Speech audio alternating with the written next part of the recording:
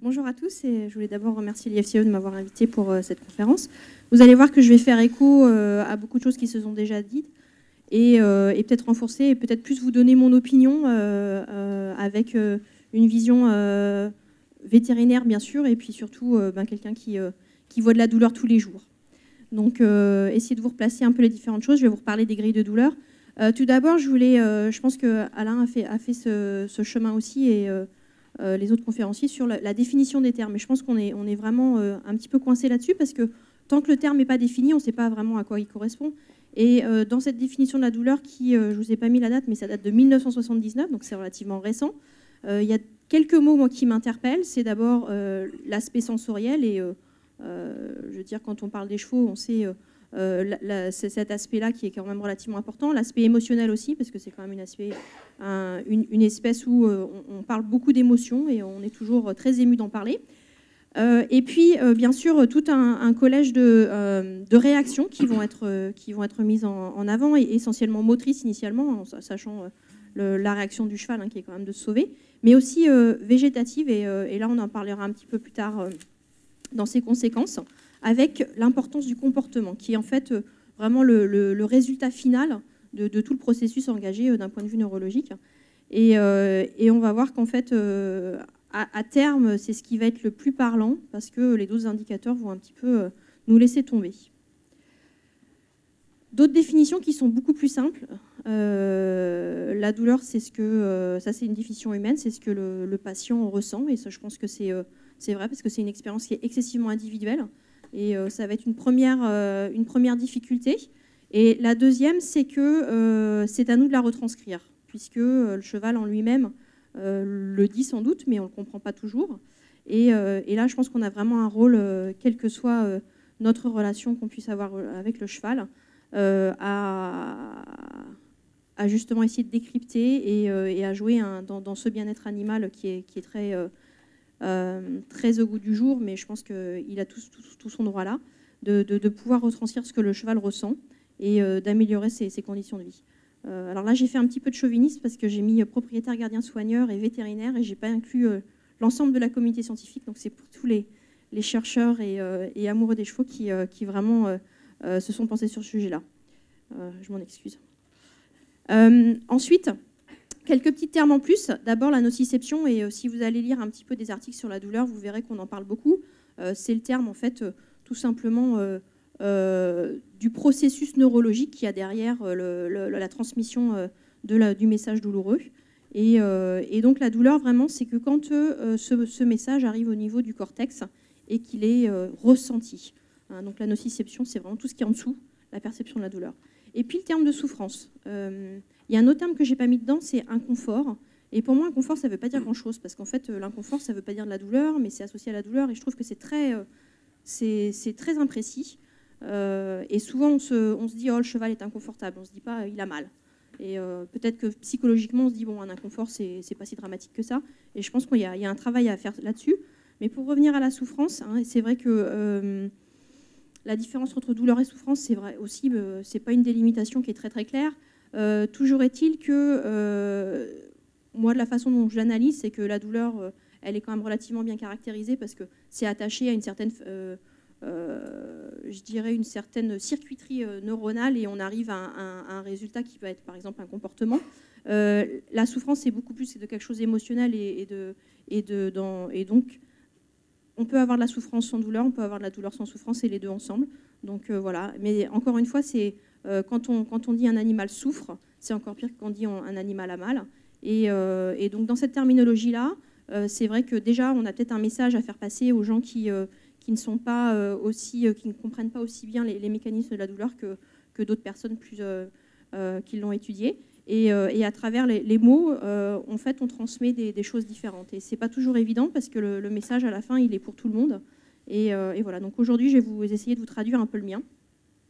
Ce qui est important de retenir dans la douleur, c'est que bien sûr, la douleur, c'est un stress physiologique, vraiment au sens physiologique du terme, c'est-à-dire que ça va entraîner une réponse biologique, métabolique, qui va permettre au corps globalement de s'y soustraire et puis d'essayer de garder son intégrité. Et donc chez le cheval, bien sûr, on a le comportement, le plus souvent c'est le fait de sauver, mais ça peut être aussi à travers l'agression. Et moi je pense que c'est vraiment un symptôme que je rencontre et que j'ai complètement revisité, hein, le cheval qui est pas de bonne humeur ou qui a plutôt tendance à montrer les dents quand on arrive. C'est une de mes premières questions, c'est est-ce que dans son historique, il a eu un moment ou un autre où il a eu soit ses émotions négatives, soit vraiment une douleur qui a modifié son comportement potentiellement à vie. Donc ça, je pense que c'est une des questions à se poser relativement fréquemment. Mais à l'origine, c'est plutôt protecteur. Donc je veux dire, c'est une réaction qui est là et on ne veut pas trop qu'elle s'installe, mais ça arrive de temps en temps. Ça permet aussi, hein, ce système de détection de la douleur, c'est d'avoir une réponse physiologique à ce comportement, à ce stimuli ou ces stimuli qui vont être relativement négatifs et de permettre de garder encore une fois l'intégrité du corps à travers le relargage par exemple d'endorphines, hein, donc l'analgésie induite par le stress. Et puis finalement, ça va arriver, comme je vous disais, à une réponse relativement bien formée et bien travaillée qui va être le comportement global et qui va pouvoir normalement permettre, si jamais il y a eu un dommage vraiment corporel à l'animal, de promouvoir la cicatrisation et bien sûr une guérison derrière. Et donc c'est pas toujours. Donc ça c'est plutôt positif. Malheureusement, ça peut aller jusque. En français, le terme c'est détresse. Mais je trouve que c'est pas aussi bien qu'en anglais, parce que distress, ça veut vraiment dire le stress pathologique. La détresse, en français, ça a une petite connotation un petit peu différente, et en particulier qui n'est pas forcément liée à la douleur, ou même pas du tout. Malheureusement, on n'a pas d'autres mots pour l'instant. Et donc ce stress, ce mauvais stress, on va dire, hein, qui est soit très, très intense, soit très prolongé, va aboutir en fait à une cascade d'événements qui vont être négatifs pour l'intégrité corporelle et qui peuvent arriver justement à ces modifications de comportement plus ou moins longues. Donc on va parler d'automutilation, d'agression, de dépression, vraiment des comportements qui sont très, très élaborés et potentiellement très installés, diminution de l'appétit, de l'activité. Ça va aller jusqu'à l'incompétence immunitaire, hein, le force d'avoir un stress chronique. Ça va avoir un impact important sur nos défenses immunitaires et donc la possibilité d'avoir des maladies concomitantes qui vont s'installer. Et puis un état entre la baisse d'appétit et puis un métabolisme qui est augmenté parce qu'il faut lutter contre cette douleur, un état catabolique qui peut arriver à des animaux qui sont cachectiques. Et bien sûr, là, on parle tout de suite de potentielle euthanasie si on n'a pas la possibilité de faire autre chose. Il faut vous dire que vous verrez peut-être dans certains articles, hein, que la douleur tue, c'est vrai. Ça a été montré en humaine, hein, que si on ne traite pas la douleur, les gens meurent. Alors pourquoi ils meurent? En fait, ils meurent d'épuisement à travers éventuellement cette dénutrition puisqu'ils n'arrivent plus à aller se nourrir, mais aussi, hein, le métabolisme qui est augmenté. On peut arriver à la fatigue cardiaque, à la fatigue respiratoire, à la fatigue métabolique, où toutes les grandes fonctions vont arrêter de marcher l'une après l'autre, et on arrive vraiment à un épuisement global et la mort de l'animal. Donc bien sûr, quand je vous parle de tout ça, vous imaginez bien que la qualité de la vie, elle n'est pas très bonne, et bien sûr que le bien-être est largement mis à mal.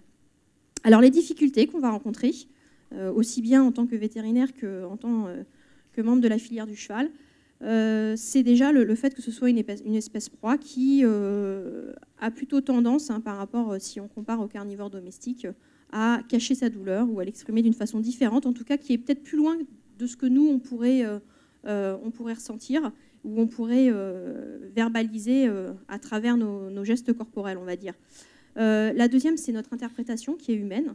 Alors, vous avez de grands défenseurs qui disent qu'il ne faut absolument pas être anthropomorphiste.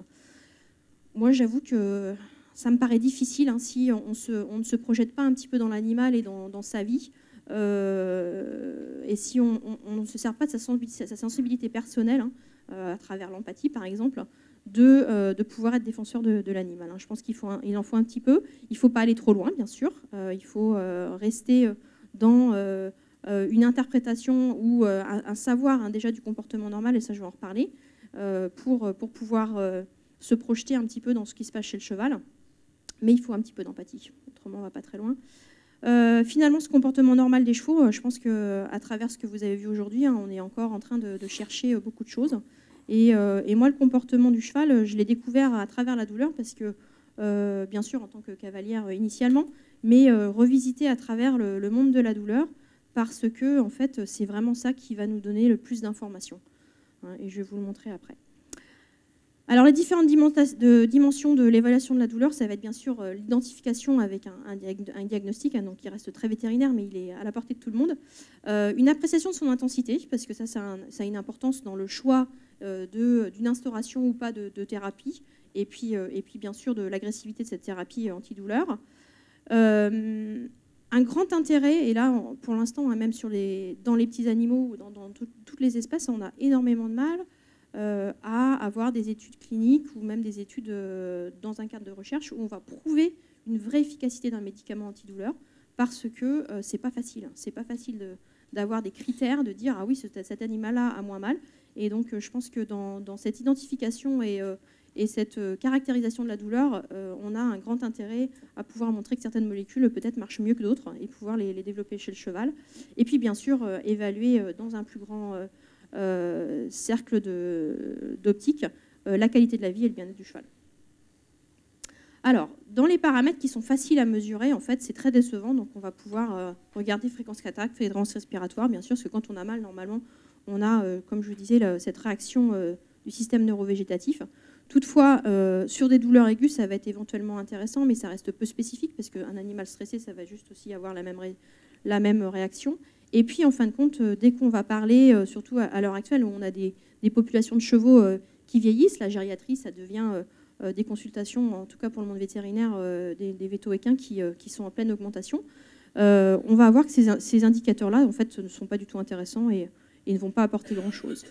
Les mesures biologiques, c'est bien d'un point de vue étude, parce qu'on peut mesurer des choses. On va aller regarder le cortisol, on va aller regarder la noradrénaline, par exemple, ou l'adrénaline. Et toutefois, encore une fois, c'est pas spécifique, c'est juste un marqueur de stress. Et ça ne va pas donner grand-chose au long terme, mais en particulier sur éventuellement de la douleur chronique, c'est un petit peu moins intéressant. Et puis ça coûte cher. Donc c'est pas très facile de l'utiliser. Le comportement, et je pense que ça, c'est en pleine évolution, hein, et la conférencière présentante disait qu'il y avait certaines choses qui n'étaient pas finies. Et c'est vrai que c'est encore un domaine où il y a beaucoup de choses à voir et à évaluer. Et bien sûr, quand on a un signe spécifique de la douleur, ça va être plus facile, hein, mais ce n'est pas tous les jours. Alors, interprétation parfois difficile, quantification qui est très subjective, hein, en fonction de votre propre sensibilité à la douleur et même votre historique, hein, de douleur personnelle. Vous n'allez pas avoir du tout la même sensibilité, ce qui fait que quand on compare deux observateurs différents, ils ne vont pas forcément avoir la même réponse. En fonction de votre état émotionnel aussi, à un moment ou à un autre, vous n'allez pas forcément évaluer la douleur de la même façon sur le même cheval, parce que vous n'avez pas la même sensibilité. Donc il y a énormément de choses qui ne permettent pas de l'évaluer de façon, on va dire, objective. Et c'est un petit peu la même chose pour le bien-être animal. Et c'est dans cette optique-là qu'en fait, il y a pas mal de grilles d'évaluation de la douleur qui ont été développées et qui sont encore, pour certaines, hein, en état de recherche. Vous en avez pas mal qui ont été... là, je vous en montre une, c'est celle du Colorado. On ne le voit pas très bien, mais en fin de compte, ça prend trop de temps à lire. Donc, de toute façon, les dessins, c'est mieux. Et ce qui est intéressant, c'est qu'il y a quand même beaucoup de personnes, hein, dans le monde qui se sont mis à travailler à travers différentes espèces, hein, parce qu'il n'y a pas que le cheval, bien sûr, sur les grilles de douleur. Et en fin de compte, il y a quand même une unité d'impression ou de ressortie dans ces grilles, même si toutes n'ont pas été validées. Et même si tout ne s'applique pas à tous les chevaux dans toutes les situations. C'est un peu le souci, parce qu'en fait, la douleur, c'est quelque chose de très protéiforme. Hein. Il n'y a pas une dépression de la douleur, et donc adapté à l'environnement et au cheval et à sa maladie, c'est pas forcément évident. Gros avantage, moi, que je trouve, moi qui suis dans un cadre d'enseignement, hein, à ces grilles d'évaluation de la douleur, c'est que ça permet d'éveiller, d'éduquer énormément. Ce sont des choses, en fait... toute simple, mais ça change notre regard face au cheval et ça le standardise, ce qui permet qu'on peut à ce moment-là avoir quelque part le même discours et les comparer. Voilà, donc à travers ces grilles, franchement, l'éducation, moi je pense qu'elle est très importante. En tout cas, moi j'ai beaucoup progressé avec. Alors pour que ça marche, on s'est aperçu que les grilles relativement simples, c'était pas forcément les plus faciles.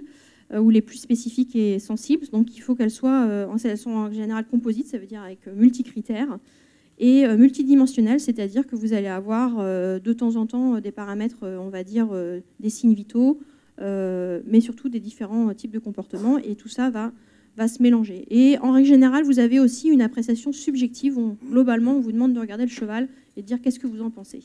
Et c'est là où, sur cette partie subjective, en fait, à force d'utiliser la grille, je pense qu'on progresse beaucoup. Le but, c'est quoi? C'est d'arriver à un score de douleur finale qui va nous permettre de nous orienter et surtout de suivre au cours du temps l'évolution de cette douleur. C'est ça qui est aussi intéressant, c'est que ce n'est pas juste une photo à un moment, c'est vraiment un suivi qu'on va pouvoir faire et beaucoup plus précis que si on le regarde comme ça et qu'on n'essaye pas trop de caractériser les choses. Alors bien sûr, vous en avez plein. Vous avez des grilles. Chez le cheval, vous avez quand même des grands symptômes ou des symptomatologies douloureuses. Et c'est vrai que le cheval qui boite, c'est assez facile. Le cheval qui a mal au ventre aussi, c'est relativement facile. Donc c'est les deux modèles qui ont été utilisés relativement largement initialement. Donc là, je vous ai mis un truc pour la boiterie. Et puis l'autre, c'était sous forme encore de donc une approche, je dirais, plus comportementale où les chevaux ont été filmés. C'est vrai qu'à travers le fait déjà de ne pas être là, nous, présents, quand on fait l'évaluation, et puis de regarder un cheval, son activité sur 24 heures, en fait, on arrive à faire la part des choses un petit peu plus. Ça, c'est une grille, juste pour vous montrer un petit peu le principe, une grille qui a été développée pour gérer en fait, la douleur post-opératoire après une intervention de colique. Et pour vous montrer, en fait, donc celle-ci, elle a des paramètres, vous allez voir, donc fréquence cardiaque, fréquence respiratoire, avec une pondération, donc elle donne des points. Vous avez une évaluation globale aussi, qui vont donner des points. Et puis après, on va passer dans l'observation de l'attitude et du comportement. Et les grilles sont un petit peu toutes la même sont. Hein. Donc il y a d'abord une évaluation à distance, hein, où on va regarder où est le cheval dans le box, quelle est sa position, comment il se comporte. Et puis après, vraiment c'était juste mentionné dans la conférence d'avant, hein, le comportement interactif, que ce soit avec d'autres chevaux, avec l'environnement, mais aussi avec l'observateur. Est-ce que le cheval il vient plutôt vers vous, ou est-ce qu'il ne veut pas vous voir, est-ce qu'il vous montre les dents? Et puis finalement, le comportement alimentaire qui est quand même très important chez le cheval, hein, et un cheval qui n'a pas d'appétit, c'est pas normal. Juste pour vous montrer, ça c'est un cheval, c'est un cheval qui a eu une fracture de la première phalange, donc qui est vraiment un cheval de concours complet. Et donc ce cheval, il est en post-opératoire et donc il est au fond du box. Vous voyez, il n'a pas l'air super confortable. Moi, je dirais qu'il est, on ne sait pas trop. Mais après, dans les expressions faciales aussi, hein, entre le sommeil, le repos et des fois un cheval qui est vraiment un petit peu en dépression, on ne voit pas forcément toujours la différence.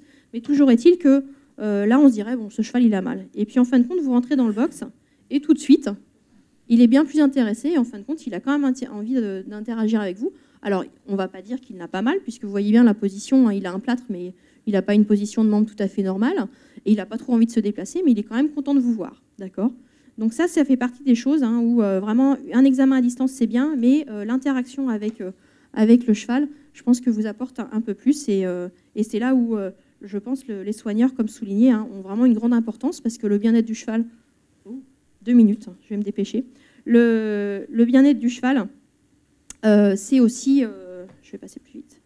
C'est aussi à travers comment on l'envisage et comment il est soigné et l'interaction de tous les jours, hein, parce qu'il n'est pas dans son milieu naturel, il n'a pas forcément la possibilité d'avoir un comportement social avec d'autres congénères, et donc il va remplacer ça un petit peu avec son soigneur, et c'est important que ça se passe bien. Alors pour aller plus vite, parce que je suis en retard, ça vous a déjà été présenté dans la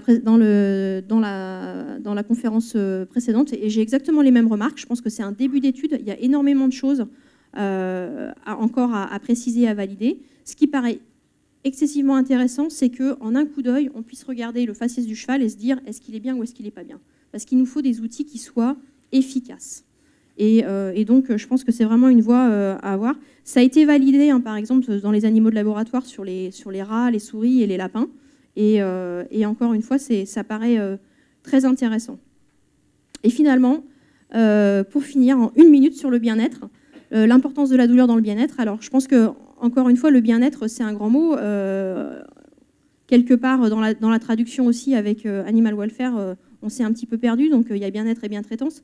Toujours est-il que je pense que on a une vision assez idéalisée de ce que ça peut être, qui n'est pas forcément, suivant notre niveau de connaissance des chevaux et de leur milieu de vie naturel, qui n'est pas forcément la plus adaptée. Et donc, avoir un outil d'évaluation, c'est bien. Et en fait, c'est exactement la même chose que que les conférenciers précédents. Voilà, j'arrive ici sur la dernière diapositive où la chose intéressante dans ce programme EOIN, c'est que déjà, il différencie les ânes et les chevaux, parce que c'est quand même pas la même histoire. Hein. Et deux, que non seulement vous avez des critères quelque part lésionnels, où on va chercher une lésion qui peut entraîner une douleur, donc ça va aller être lié bien sûr par exemple aux morts, avec des blessures dans la bouche, etc. Mais aussi le fait d'intégrer cette grille d'expression faciale, c'est qu'on va aussi aller voir quelque part du fonctionnel, c'est-à-dire quel est l'impact de ces lésions qu'on peut trouver chez le cheval sur le cheval en lui, et en le regardant lui-même et pas des parties de son corps. Voilà. Et donc, de fait, ils ont des applications. Moi, je ne savais pas qu'ils avaient mis sur iPhone parce que j'ai cherché, je n'ai pas trouvé jusqu'à maintenant. Voilà, ce qu'il faut retenir, identification, quantification difficile, mais on commence à avoir des outils qui sont de plus en plus intéressants. Et puis que bien sûr, la douleur dans le bien-être, elle est évidemment à détecter et annihiler si possible. Je vous remercie.